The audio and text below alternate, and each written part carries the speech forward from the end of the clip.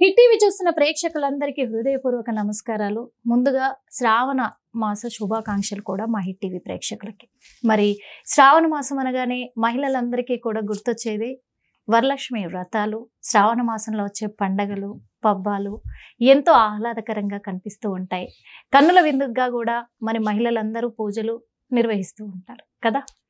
ఈ శ్రావణ మాసంలో ప్రత్యేకమైన రోజులేంటి, ప్రత్యేకమైన పండగలేంటి, అసలు శ్రావణ మాస విశిష్టత ఏంటి, వరలక్ష్మి వ్రతము మరి 2025వ సంవత్సరంలో ఏ వారం చేసుకోవచ్చు, ఎప్పుడొచ్చింది, ఇవన్నీ కూడా అడిగి తెలుసుకోవడానికి ఇప్పుడు మన ముందున్నారు హిట్ టీవీ ప్రేక్షకుల కొరకు మన హిట్ టీవీ స్టూడియోలో ఐకాన్ ఆస్ట్రాలజర్ కట్టుపల్లి సురేష్ బాబు గారు.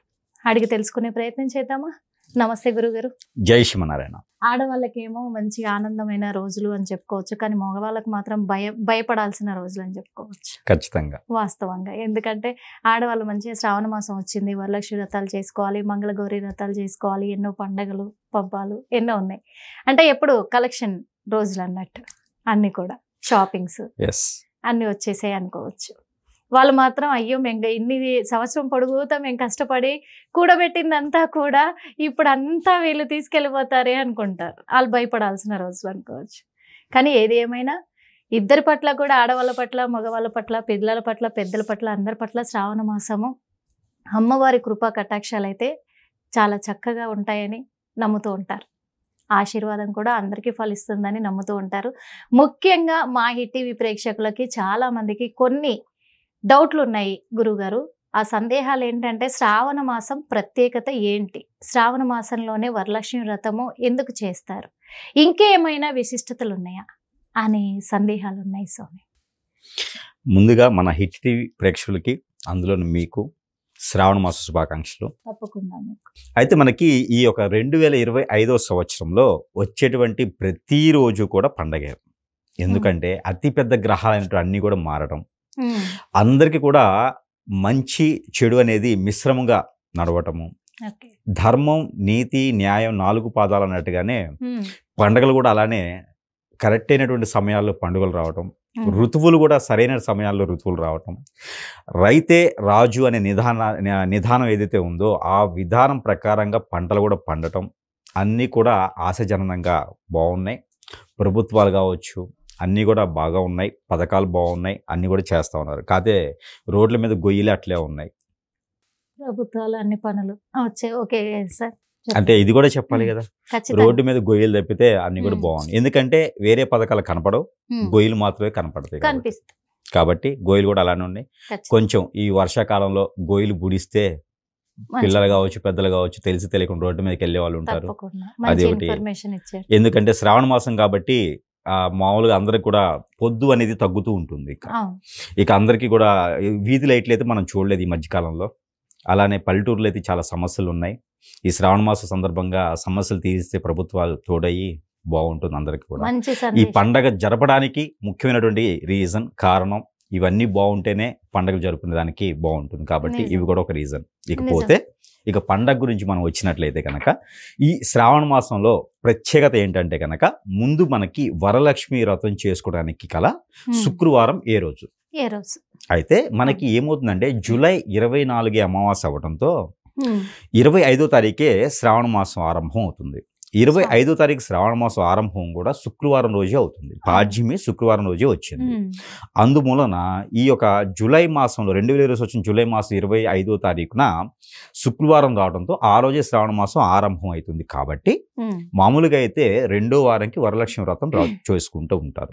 అయితే పౌర్ణమి శుక్రవారం 8వ తారీఖు కలిసి వచ్చింది ఆగస్టు మాసంలో. 8వ తారీఖు ఆగస్టు మాసంలో కలిసి వచ్చింది. అంటే 1వ తారీఖున మరి శుక్రవారం ఉన్నది. కానీ పౌర్ణమి శుక్రవారం కలిసి రావడంతో ఈ పౌర్ణమి యొక్క గడియలు కావచ్చు, ఈ పౌర్ణమి ఉద్దచంద్రుడు ఉంటాడు కాబట్టి రెండు కూడా కలిసి వచ్చిన తరుణంన ఈ యొక్క వరలక్ష్మి వ్రతం అనేది శుక్రవారం రోజు చేసినట్టయితే అమ్మవారి యొక్క కృపా కటాక్షాలు ప్రతి ఒక్కరి మీద బాగుంటాయి అనే ఒక ఉద్దేశంలో చేసేటువంటి శుక్రవారాన్ని 3వ వారానిగా పరిగణనలో తీసుకుంటున్నాము. ఈ యొక్క వరలక్ష్మి వ్రతం అనేది, గాయత్రి నోమ్ అనేది, ఎవరైనా సరే గౌరీమాత వ్రతం అనేది ఎవరైనా చేసుకోవాలనుకుంటే కనుక ఈ యొక్క శుక్రవారం అనేది 8వ తారీఖు ఆగస్టు మాసం చేసుకుంటే అందరికి కూడా బాగుంటుంది. ధనధాన్య అభివృద్ధి అవుతుంది, వస్త్ర వైఢూర్యాలు బాగుంటాయి, అన్నీ కూడా తొలతూగేలాగా ఉంటుంది. వారు అనుకున్నటువంటి కోరికలు కావచ్చు అన్నీ కూడా ఆ పౌర్ణమి ఉచ్చి చంద్రుడు చేసేటువంటి వినాదం కూడా చాలా బాగుంటుంది. కాబట్టి ఆ రోజు నిర్ణయించడం అనేది జరుగుతుంది. ఇక 3వ వారం కింద పరిగణనలో తీసుకోవచ్చు. వరలక్ష్మి వ్రతం అంటే శ్రావణ మాసంలో 3వ వారం కింద మనం పరిగణనలో తీసుకోవచ్చు. ఎవరైనా చేయలేనటువంటి వారు, మొక్కుబళ్ళు ఉన్నవారు, లేదు మా ఇంటి ఆచారం 2వ వారమే చేసుకోవాలనుకున్న వారైతే ఖచ్చితంగా 1వ తారీఖు వచ్చేటువంటి ఆగస్టు 1వ తారీఖు వచ్చేటువంటి శుక్రవారానికి చేసుకోవచ్చు. లేదు మాకు అట్లా కాదు, గురువుగారు చెప్పింది చేసుకుంటే ఉత్తరచంద్రుడు ఉంటారు కదా, చేసుకుంటే బాగుంటుంది అనుకున్న వారు ఈ యొక్క 3వ వారాన్ని 2వ వారం కింద భావించి వరలక్ష్మి వ్రతం అనేది చేసుకోవాలి. ఇది ఈ యొక్క శ్రావణ మాస ప్రత్యేకత. ఫస్ట్లో మరి ఇంట్రొడక్షన్లో ఒకటి చెప్పారు, మగవాళ్ళు భయపడేటువంటి రోజులు అని. ఖచ్చితంగా భయపడేటువంటి రోజులే. అది ఎందుకు భయపడాలి అంటే వారికి ఉన్నటువంటి ఫ్రీడమ్ పోతుంది. ఆస్తులు సంపాదించినయో డబ్బులు ఖర్చు పెట్టడమో కాదు, ఫ్రీడమ్ పోయేది కూడా శ్రావణ మాసం జరుగుతుంది. కొంతమంది పెళ్ళిళ్ళు అవుతాయి. చాలా మంది బ్యాచిలర్స్కి పెళ్ళిళ్ళు చేసేది అనుకుంటుంది అనమాట. కొంతమంది పెళ్లికి ముందు ఆనంద తాండవం అవుతారు, పెళ్ళి అయిన తర్వాత ఆధ్యాత్మిక తాండవం అవుతారు అన్నమాట. ఎందుకంటే భార్య పోళ్ళు పడలేకన్నా సన్యాసి జీవితం బెటర్గా ఉంటుంది. అంటే పెళ్ళయ్యే వారికి కాదులే, మామూలుగా చెప్తున్నా. అంటే పెళ్ళైన మగవాళ్ళందరికీ భార్య బాధితులే అంటారా, భార్యల వల్ల ఉన్నాయంటారా? చెప్పలేము. అంటే కాకపోతే వాళ్ళ ఫ్రీడమ్ పోతుందని చెప్పచ్చు. ఈ రోజులో అయితే ఇద్దరికీ ఫ్రీడమ్ పోతుంది. ఒకప్పుడైతే ఓన్లీ ఆ పురుషులు ఫ్రీడమే పోతుందని బాధపడేవారు. ఈ రోజు సాయంత్రం మళ్ళీ మీరు ఇంటికి వెళ్ళాలి గురువు గారు, మర్చిపోయినట్టు. ఇప్పుడే వెళ్ళినా కూడా అందుకే చెప్తున్నా, ఇద్దరు ఫ్రీడమ్ అని చెప్తున్నా. అందుకోసమే అలా సేఫ్ జోన్ లోకి వచ్చేది. మరి తప్పదు కదా. ఈ రోజుల్లో మనం చూసినట్టయితే కనుక ఇద్దరు ఫ్రీడమ్ కూడా శ్రావణ మాసంతో పోతుందని చెప్పొచ్చు. అది ఎలా అంటే శుభలేఖల వల్ల. ఇప్పటివరకు విజిటింగ్ కార్డ్స్ కాదు, వెడ్డింగ్ కార్డ్స్ వల్ల కూడా ఫ్రీడమ్ పోయేటువంటి అవకాశాలు మెండుగా ఉన్నాయి. ఎంత మంచిగా చెప్తున్నారు గురువు గారు. ఏనే వాళ్ళకి కూడా ప్రతి ఒక్కరు కూడా విజిటింగ్ కార్డు కొట్టించుకోవాలని చూస్తారు కానీ వెడ్డింగ్ కార్డు కొట్టించుకోవాలని చూడరు. ఒకవేళ వెడ్డింగ్ కార్డు కొట్టించుకుంటే వాళ్ళ ఫ్రీడమ్ ఖచ్చితంగా పోతుంది శ్రావణ మాసంతో. కెమెరా ఉన్నాం గురువు గారు, ఏం మాట్లాడలేకపోతున్నాము. అయితే ఈ యొక్క అయితే దీనివల్ల ఫ్రీడమ్ ఎక్కువ పోతుంది. కాబట్టి ఇంకోటి బట్టలు కావచ్చు, బంగారం కావచ్చు, శ్రావణ మాసంలో సంబంధించిన ఏదైనా కొనాలి అంటే ఒకప్పుడు భర్త సంపాదన కోసం, ఒకప్పుడు భర్త దగ్గర నుంచి డబ్బులు తీసుకున్న దానికోసం ఆలోచించేవారు. ఈ రోజున ప్రతి ఒక్కరికి నాగరికత ఉంది, ప్రతి ఒక్కరు చదువుకుంటున్నారు, ప్రతి ఒక్కరు ఎవరి జీవితం వారు జరుపుకుంటున్నారు. తోడుగా అందరూ జాబులు చేసుకుంటున్నారు, బిజినెస్ చేసుకుంటున్నారు, ఎవరికి వారికి ఉన్నారు. కాబట్టి అంతగా ఆశించేటువంటి విధానాలు అయితే లేరు నాకు తెలిసి. ఎవరి సంపాదన వాళ్ళే కొనుక్కుంటున్నారు కాబట్టి ఆ ఇబ్బంది అయితే లేదు. సో ప్రతి ఒక్కరు పెళ్లి చేసుకోవాలి, సుఖంగా ఉండాలి, ఆ జీవితం కూడా అనుభవించిన తర్వాత ఎటో ఒకటి వెళ్ళాలి. పెళ్లి చేసుకోవాలి, హ్యాపీగా ఉండాలి. మరి అన్ని జీవితాలు అనుభవించినప్పుడు ఇది కూడా అనుభవించాల్సిందే, ఖచ్చితంగా అనుభవించాలి. అదైతే నిజమే గురుగారు. ఇంకొకటి, ఈ శ్రావణ శుక్రవారము వచ్చే ఈ వరలక్ష్మి వ్రతం చేసుకునే రోజు, ఈ వరలక్ష్మి వ్రతాన్ని ఆచరించడానికి ఎలాంటి విధి విధానాలు పాటించాలంటే? వరలక్ష్మి వ్రతం ఏదైతే ఉందో ఈ వరలక్ష్మి వ్రతం దేనికి చేస్తారు అసలు అంటే ప్రసిద్ధి దేనికోసం అంటే కనుక వరలక్ష్మి వ్రతం చేయడానికి గల కారణాలు ఏంటంటే ముల్లోకాల్లో ఉన్నటువంటి ముక్కోటి దేవతలందరూ కూడా మానవాళి యొక్క కోరికలు తీర్చడానికి అనుకూలంగా అందుబాటులో అక్కడక్కడ ప్రసిద్ధి చెందినటువంటి ఆలయాల్లోనూ వారి యొక్క గృహానందు కూడా నివసించేటువంటి విధానం ఉంటుంది. అంటే మనుషుల చుట్టూతో తిరిగేటువంటి దెయ్యాల భూతాలు కాదు, మనుషుల చుట్టూతో కూడా అమ్మవార్లు కూడా తిరుగుతారు.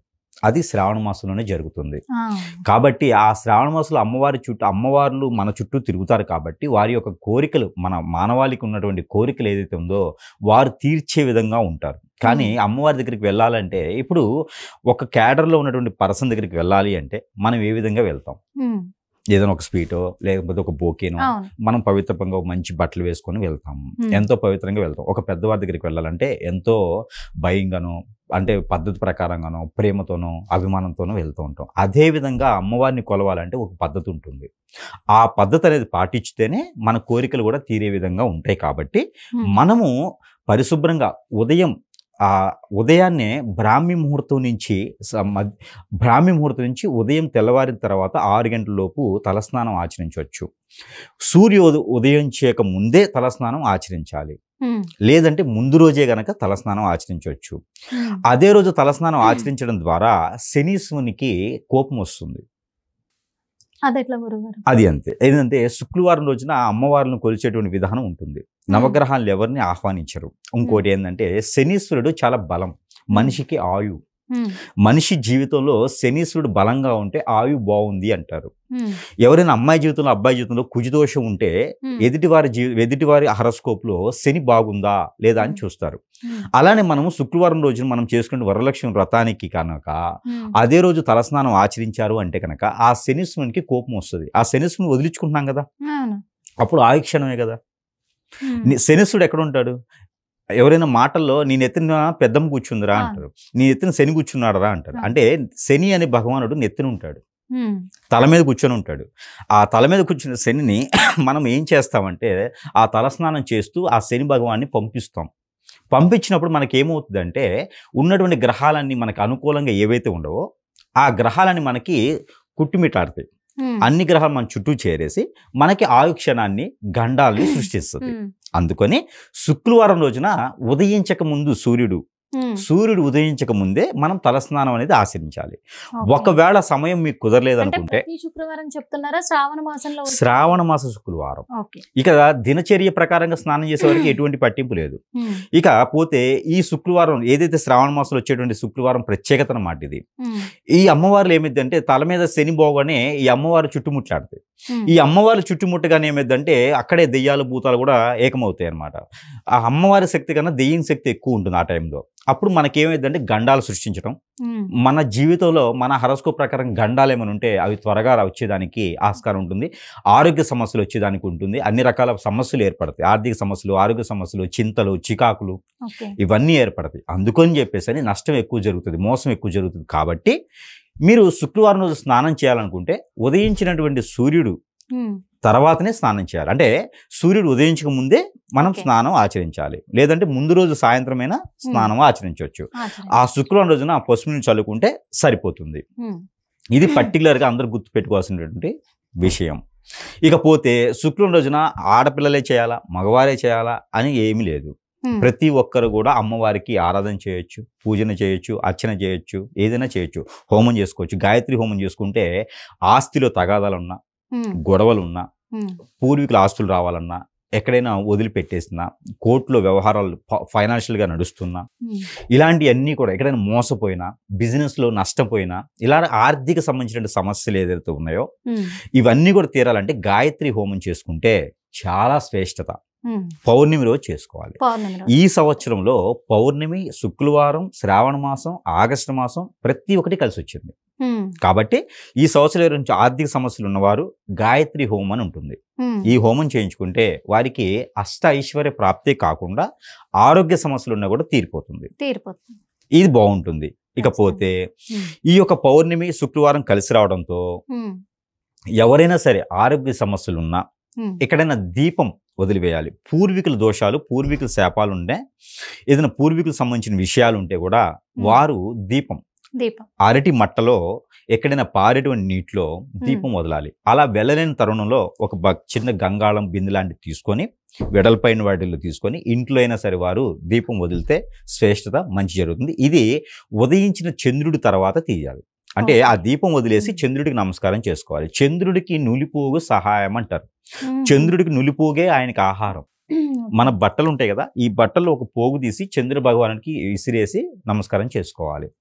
ఇంకా చేయాలనుకుంటే చంద్ర భగవాని పేరు చెప్పేసి ఆ చంద్ర భగవాన్ యొక్క ఎవరికైతే దోషాలు ఉన్నాయో, అంటే మైండ్ పరంగా స్ట్రెస్ లేదు, జాబులో గ్రోతింగ్, ఇలాంటి వారు ఎవరైనా ఉంటే ఆ శుక్రవారం రోజున వెండి నాణ్యం కానీ, వెండి రూపు కానీ, వెండి తీగ కానీ ఏదైనా ఉంటే కూడా అది బియ్యం 1 కిలో పావు తీసుకెళ్ళి, వైట్ వస్త్రం ఏదైనా తెల్ల వస్త్రాలు 2 తీసుకెళ్ళి ఎక్కడైనా దేవస్థానంలో దానం ఇవ్వాలి. దేవస్థానం సమీప దూరంలో లేదు, దానం తీసుకోరంటే కనుక నవగ్రహాల్లో చంద్రగ్రహం అని ఉంటుంది, అక్కడ దానం చేస్తే వీరిలో ఉన్నటువంటి మైండ్ ప్రకారంగా బాగుంటుంది, పిల్లల్లో ఎదుగుదల ఉంటుంది, బాలరిష్ట రోగాలు తగ్గిపోతే చదువు బాగా వస్తుంది. ఎవరైనా మాటలు రాని వారు ఎవరైనా ఉంటే ఎక్కడైనా ఆలయాల్లో, అమ్మవారి ఆలయంలోకి వెళ్ళి తేనె తీసుకొని అమ్మవారి ఆలయంలోకి వెళ్ళి అక్కడ పూజించినటువంటి తేనెని తీసుకొచ్చి విశ్వాక్ అని ఉంటుంది, ఆ విశ్వాకు పుల్లతో గనక మనము నాలుక మీద ఓం అని రాసుకుంటే ఆ పిల్లలకి కూడా చదువు అనేది బాగుంటుంది, మైండ్ పరంగా బాగా ఎదుగుదల ఉంటుంది. ఇది పిల్లలు చేసుకోవాలి. ఇవన్నీ కూడా శుక్రవారం చేయాల్సినవి. శుక్రవారం రోజున పౌర్ణమి రోజున ఆగస్టు 8వ తారీఖు చేయవలసినటువంటి కార్యక్రమాలు ఇవన్నీ ఒక ఎత్తు అయితే, ఇక పూజా విధానం. శుక్రవారం రోజున చేయవలసిన పూజా విధానం ఏంటంటే, అలానే తలస్నానం ఆచరించిన తర్వాత వస్తువులన్నీ కూడా ముందు రోజు తెచ్చుకొని పెట్టుకోకూడదు. ఓకే. ముందు రోజు తెచ్చుకొని పెట్టుకుంటే అవన్నీ కూడా వాడిపోతాయి. అందుకని అదే రోజున చేసుకునేటువంటి వస్తువులకి ప్రాముఖ్యత ఎక్కువ ఉంటుంది. కాబట్టి శుక్రవారం రోజునే వస్తువులు తెచ్చుకుంటే చాలా మంచిది. ఈ మధ్యనైతే ప్యాకేజీలు కూడా లభ్యపడుతూ ఉన్నాయి అందరికీ కూడా. ఇక వారు తెచ్చుకోవాలనుకుంటే కనుక అందరూ ఇంట్లో వాడినటువంటి వస్తువులు తెచ్చుకుంటూ, ముఖ్యంగా నైవేద్యం ఏంటంటే పులిహోర ఒకటి నైవేద్యం ముఖ్యంగా పెట్టాలి. అమ్మవారికి, ఏ అమ్మవారికైనా సరే పులిహోర, చక్కెర పొంగలి చాలా ఇష్టం, పాల తాలికలు చాలా ఇష్టం, రవ్వ లడ్డులు చాలా ఇష్టం. అమ్మవారికి ఇవి ప్రసిద్ధి చెందినటువంటి ప్రసాదాలు. అలానే వడలు, అలానే చలిబిడి అని కొన్ని ప్రాంతాల ఆచార ప్రకారంగా చలిబిడి చేసేటువంటి విధి విధానాలు అయితే ఉన్నాయి. ఎవరికైనా కుజదోషం, కాలసర్పదోషం, నాగదోషం ఉన్నవారు ఉంటే గనక చలిబిడి ప్రసాదం పెడితే మంచిది. ఆర్థిక సమస్యలు ఉన్నవారు పాల తాలికలు, చక్కెర పొంగలి నైవేద్యం పెడితే చాలా మంచిది. పెళ్లి కావాలనుకున్న వారు పులిహోర పెడితే చాలా మంచిది. ఇవి నైవేద్యాలు. శ్రావణ మాసంలో పెళ్లి అవ్వాలనుకున్న వారు, పెళ్లి కావాల్సిన వారు, పెళ్లి అవుతున్న వారు కూడా పులిహోర నైవేద్యం పెట్టాలి. దాంట్లో ఇంగు వేయాలి, పల్లీలు, శనగకాయ పప్పు కూడా వేస్తే చాలా శ్రేష్ఠత. అలానే శనగపప్పు అని ఉంటాయి, పచ్చిపప్పు అంటారు, అవి కూడా వేయడం వలన వారికి కుజదోషం నుంచి కొంతమేర అదృష్టం అనేది ఉంటుంది. అలానే మనం ఉగాదికి ఎలా అయితే యాపోత ప్రసాదం ఉంటుంది కదా, అదే విధంగా ఇక్కడ కూడా మనకి పానకం అని చేస్తాం. బెల్లము, మిరియాలు, ఇలాచీలు ఇవన్నీ కూడా వేసినటువంటి పానకం కూడా మనము అమ్మవారికి నైవేద్యం పెట్టాలి. పానకం నైవేద్యం పెట్టడం ద్వారా పెళ్లి అయినటువంటి భార్యాభర్తల మధ్యన అన్యోన్యత పెరుగుతుంది. పెళ్లి కావాల్సినటువంటి స్త్రీ, పురుషుడు ఎవరైతే ఉన్నారో అమ్మవారికి పానక నైవేద్యం పెట్టడం ద్వారా వారికి అన్యోన్యత జీవితం బాగుంటుంది. పిల్లలు పెళ్లి అయ్యి పిల్లలు పుట్టిన వారు ఎవరైనా ఉంటే సజ్జలు ఉంటాయి. ఈ సజ్జలు చలిబిడిలో కలిపి, ఎండు కొబ్బరి ముక్కలు చలిబిడిలో కలిపి పెట్టడం ద్వారా, నైవేద్యం పెట్టడం ద్వారా పిల్లలు త్వరగా పుట్టేందుకు అవకాశాలు ఉంటాయి. అంటే ఒక్కొక్క నైవేద్యానికి ఒక్కొక్క ప్రాముఖ్యత, ప్రాసిద్ధి. అయితే ఇలాంటి నైవేద్యాలు వారి వారి జీవితంలో ఎలాంటి సమస్యలు అనేది చూసుకొని ఆ రకమైనటువంటి నైవేద్యం అనేది సమర్పించుకోవాలి. ఇకపోతే డ్రై ఫ్రూట్స్ నైవేద్యం పెట్టడం ద్వారా ఎవరికైనా స్థిరకాల కోరికలు, ఇల్లు కొనాలి, వాహనం కొనాలి, జాబులో వెసులుబాటు రావాలి, విదేశాలకు వెళ్ళాలి అనుకున్న వారు ఎవరైనా ఉంటే డ్రై ఫ్రూట్స్ ఒక 4 రకాలు నైవేద్యం పెట్టాలి. లేదా ఫ్రూట్స్, మనకి మార్కెట్లో లభించేటువంటి ఫ్రూట్స్ 4 రకాలు పెట్టాలి. పెరటిలో ఉండేటువంటి ఫ్రూట్స్ ఏదైనా సరే నైవేద్యం పెట్టవచ్చు. ఇలా పెట్టడం ద్వారా అమ్మవారు అనుగ్రహం అనేది, ఆ కటాక్షం అనేది కూడా వీరి మీద త్వరగా ఉండేలాగా ఉంటుంది. ఇకపోతే మరొకటి, నవధాన్యాలు ఏవైతే ఉన్నాయో, నవధాన్యాలు, చిరుధాన్యాలు ఏవైనా సరే పొంగలిలా వండి అమ్మవారికి నైవేద్యంగా పెడితే వారికి ఉన్న నవగ్రహ శాంతి, వారికి ఏదైతే దోషాలు ఉన్నాయో, కుజదోషం, నాగదోషం, కాలసర్పదోషం, శుక్రుని యొక్క దోషం, ఇవన్నీ దోషాలు ఏవైతే ఉన్నాయో ఆ దోషాలన్నీ కూడా పటాయించిపోయేసి పటాపంచలైపోతాయి. ఈ రకమైన నైవేద్యం అనేది అమ్మవారికి పెట్టాలి. ఇకపోతే లక్ష్మీ వ్రతం అనేది ఖచ్చితంగా చేయవలసినటువంటిది. వ్రతానికి కావాల్సినటువంటి విధానం ఏంటంటే గౌరీ అమ్మని చేసుకోవాలి. గౌరమ్మని వ్రతానికి ముందు గౌరమ్మని చేసుకోవాలి. మీ ఇంట్లో ఎన్ని రకాల ఫోటోలు ఉన్నా ఓకే, కానీ గౌరమ్మని చేసుకున్నప్పుడే అమ్మవారు వచ్చి మీ ఇంట్లో కూర్చుంటారు. గౌరమ్మని ఎలా చేసుకోవాలంటే అందరికి తెలిసే ఉంటుంది. పచ్చి పసుపు కొమ్ముల్ని నానపెట్టి ముందు రోజే, తర్వాత దంచుకోవాలి. దంచి మనము ఒక ఇది ఉంటుంది కదా, పర్వతం, ఒక పర్వత రూపంగా మనం అమ్మవారిని చేసుకొని అమ్మవారికి గంధంతో అన్నీ చెక్కుకోవాలి. గంధంతో అమ్మవారిని చెక్కుకొని కుంకుమ బొట్టు పెడితే అమ్మవారికి ప్రాణప్రతిష్ఠ అవుతుంది. అది కింద ఉన్నటువంటి బాదమాకు, తవనపాకులోనే అమ్మవారిని స్థాపించుకోవాలి. అక్కడ కలశం పెట్టుకోవాలి. ఆ కలశం పెట్టినవేమంటే మన దగ్గర ఉన్నటువంటి గోల్డ్ కావచ్చు, ఏదైనా బంగారం వస్తువులు, వైఢూర్యాలు ఏమైనా కొని ఉంటే ఆ అమ్మవారికి ధరించడం ద్వారా మనకు రానున్నటువంటి కాలంలో అవి డబుల్ త్రిబుల్ అయ్యేటువంటి అదృష్టాన్ని ఇచ్చేటువంటి తీరం ఉంటుంది. బంగారం లేని వారు మామూలుగా చేసుకోవచ్చు, పూజ చేసుకోవచ్చు. బంగారం లేని వారు 9 పోగులతో దారం అల్లాలి. వైట్ దారం, పసుపు రాసినటువంటి దానికి 9 పోగులు అల్లేసి అమ్మవారి వద్ద ఉంచితే సరిపోతుంది. ఇకపోతే అది కంకణ ధారణ చేసుకోవచ్చు ఆ దారాన్ని. అలానే ఈ యొక్క అమ్మవారి యొక్క ఏదైతే మనం పెట్టినటువంటి పసుపు ఉందో అది స్త్రీలు ఇంటికి వచ్చిన వారికి లేదా ఇంట్లో ఉన్నటువంటి స్త్రీలు కూడా అది రాసుకోవచ్చు. అది రాసుకోవడం వల్ల వీరికి ఏదైతే 5వ తరం ఉంటుందో అది 7 తరాల పాటు కూడా ఉండేలాగా అదృష్టాన్ని ఇస్తుంది. కాబట్టి ఆ ఒక పసుపుని ఇంట్లో ఆ విధంగా ఉపయోగించుకోవడానికి చేసుకోవచ్చు. అంటే ఒక శ్రావణ మాసంలో శుక్రవారం రోజున పూజ చేసే విధానానికి చేసుకుంటే ఇన్ని రకాల ఉపయోగాలు ఉన్నాయి. ఇంకెవరండి వదులుతారు? అమ్మాయిలు కాదు, ఇప్పుడు అబ్బాయిలు మొదలవుతారు శుక్రవారాన్ని పూజ చేయడానికి. అంటే ఇన్ని రకాల ఫలితాలు ఉన్నాయంటే ఖచ్చితంగా ఎవరైనా చేయడానికి ముందు. ఇకపోతే అరటి తోరణాలు, మామిడి ఆకులు ఇవన్నీ ఇంటికి అలంకరణ చేసుకోవచ్చు. అయితే మరొకటి ఉంది, ఇల్లు తుడుచుకునే విధానానికి కూడా ఆ రోజు ఇల్లు శుభ్రపరచుకోవాలి, ఇంట్లో తుడుచుకోవాలి అనుకుంటే కనుక ఆ నీటిలో ఒక చిటికెడు మెంతులు, ఒక చిటికెడు ఉప్పు, ఒక చిటికెడు ఆవాలు ఇవి అందులో వేసి ఇల్లు తుడవడం వలన ఆ లక్ష్మీ అమ్మవారు అక్కడే స్థిరంగా ఉండేందుకు అవకాశం ఎక్కువగా ఉంటుంది. మరొకటి ఉంది, బయట గుమ్మం బయట అంటే సింహద్వారానికి మునుపు వైపు బయట వైపున మనము గడపకి గడప ముందు పటం వేసుకోవాలి. అంటే ముగ్గు వేసి కనీసం దాంట్లో 5 రకాల కలర్స్ వేసుకున్నట్లయితే కుబేరునితో పాటు వచ్చేటువంటి లక్ష్మీ అమ్మవారు కూడా స్వయంగా వస్తారు. ఎప్పుడు కూడా లక్ష్మీ అమ్మవారు విష్ణుమూర్తితో రారు, కుబేరునితోనే వస్తారు. ఇంకో విషయం ఏంటంటే లక్ష్మీదేవి రావడం అనేది ఉండదు. లక్ష్మీదేవి మనం కొనే వస్తువుల్లో ఉంటుంది, అవి భద్రపరుచుకోవాలి. అందరూ గుర్తుపెట్టుకోవాల్సినటువంటి విషయం, పూజ అనేది మన ఆచార ప్రకారంగా, మన సిద్ధాంత ప్రకారంగా, మన సనాతన ధర్మం చెప్పినట్టుగా, మన ఇంటి ఆచార ప్రకారంగా, మన పెద్దవాళ్ళు చెప్పినట్టుగా, ప్రాంతీయ ఆచార ప్రకారంగా ఎలా అయినా చేసుకోవచ్చు. ఇదే విధంగా చేయాలని తెలియదు. కానీ ఒకటి, ఆ రోజు కనుక ఏదైతే శ్రావణ శుక్రవారం రోజున మనం పూజ చేసే విధానం ఏదైతే ఉందో, ఏ శుక్రవారం అయినా సరే ప్రత్యేకించి శ్రావణ శుక్రవారం రోజున ఇంటి లోపల చికాకు, చిరాకు, కోప్పడటం, కోపగించుకోవటం, గుడ్లూరిమి చూడటము, మాటలు తోలటము, మాటలు అనడము ఇలాంటివి చేయకూడదు. ఇవి లేకుండా ఉంటే, చెవులో జోరీగలాగా ఉంటే అమ్మవారు ఉండరు. అందుకని ఆ రోజు మౌనవ్రతం పాటించడం చాలా ఉత్తమం. ఇరువైపులా ఇద్దరికిను, పెద్దవారికైనా చిన్నవారికైనా సరే, అందులో స్త్రీ పురుషులని కాదు, ఇద్దరికి కూడా మౌనవ్రతంగా పాటించుకుంటే చాలా మంచిది. మనకు ఒకప్పుడు DD8లో సాయంత్రం 4 ఆదివారం రోజున వార్తలు వస్తాయి, మూగ వార్తలు వస్తాయి, ఇలా మూగ వార్తలు వస్తాయి. ఆ విధంగా ఇంట్లో ఉండడం వలన చాలా మంచి జరుగుతుంది. ఒకవేళ బయటికి ఏదైనా వెళ్తే వీడియో కాల్స్ ద్వారా మనం సైకిల్ చేసుకుంటే సరిపోతుంది. ఈ విధంగా పాటించడం ద్వారా వీరికి ఉపయోగాలు అనేది సరిపోతుంది. ఇక శుక్రవారం పూజ అంటారా, వారి వారి విధాన ప్రకారంగా చేసుకోవచ్చు. ముఖ్యమైనటువంటి అయితే ఈ విధంగా సరిపోతుంది. ఇక అమ్మవారికి పెట్టినటువంటి నైవేద్యాలు వీరు బయట వారికి ఇవ్వచ్చు. అంటే లక్ష్మీదేవి వెళ్ళిపోతుంది అనుకుంటారు కదా, అట్లేముండదు, బయట వారికి ఇవ్వచ్చు, వీరు పూజించవచ్చు.